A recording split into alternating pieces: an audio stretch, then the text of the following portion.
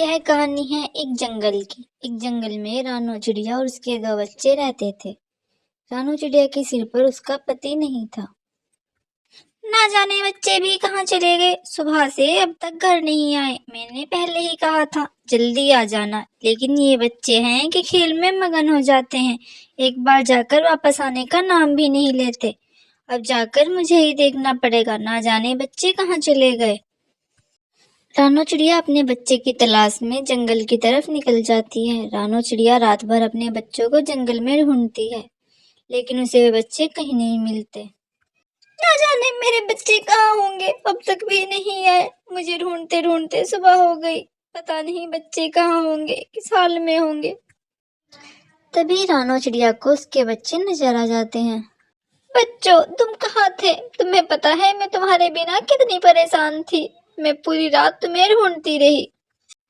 अरे रानो, तुम फिक्र क्यों करती हो? बच्चे मेरे पास थे। रात ज्यादा देर हो गई थी खेलते खेलते, इसलिए मैंने इन्हें जाने नहीं दिया। रात को शिकारी पंछी फिरता है, इसलिए मैंने इन्हें घर पर ही रोक लिए थे। तुम चिंता मत करो।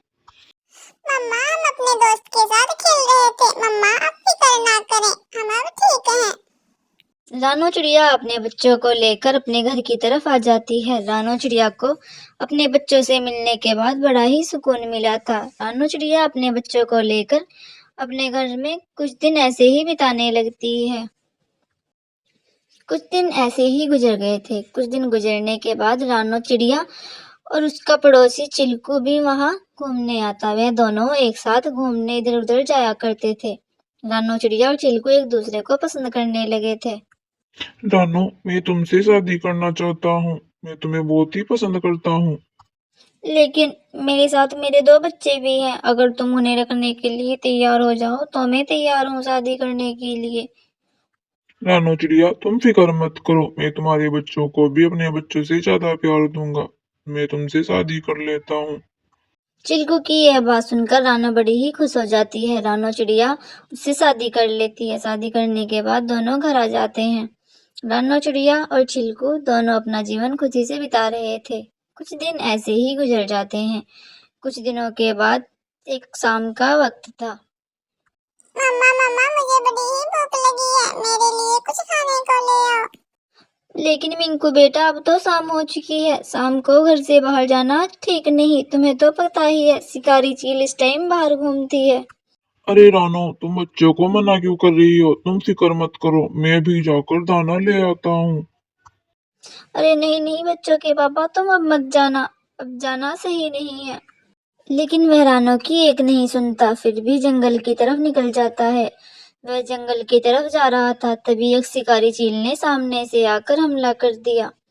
वहीं एक पेड़ की डाल पर टिंकू कबूतर भी बैठा हुआ देख रहा था। टिंकू कबूतर ये सब देखकर बिल्कुल हैरान हो गया। इस कीड़े को खाकर आज मैं अपनी भूख मिटाऊंगा। आज तो मुझे मजा ही आ गया।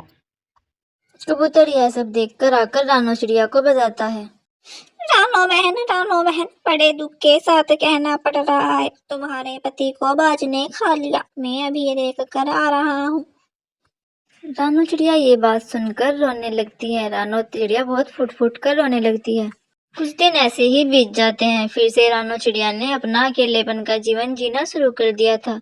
रानू चिड़िया सुबह जंगल में दाना लेने जाती और शाम को वापस अपने तीनों बच्चों को दाना लाकर दे देती। छुटकू बेटा, तुम इतनी दूर क्यों बैठे हो? आओ मेरे पास आओ। तुम्हारे पिताजी नहीं है तो क्या हुआ, मैं तो तुम्हारे पास हूँ ना।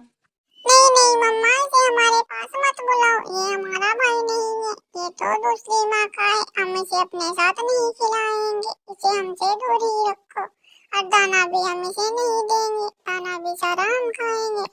नहीं मुन्ना नहीं, ऐसे नहीं कहते। ये भी तुम्हारा भाई है। ऐसे नहीं करते। अगर तुम ऐसे करोगे तो तुम्हारे साथ भी अच्छा नहीं होगा। ठीक है मम्मा, आज से ये भी हमारा भाई ही है।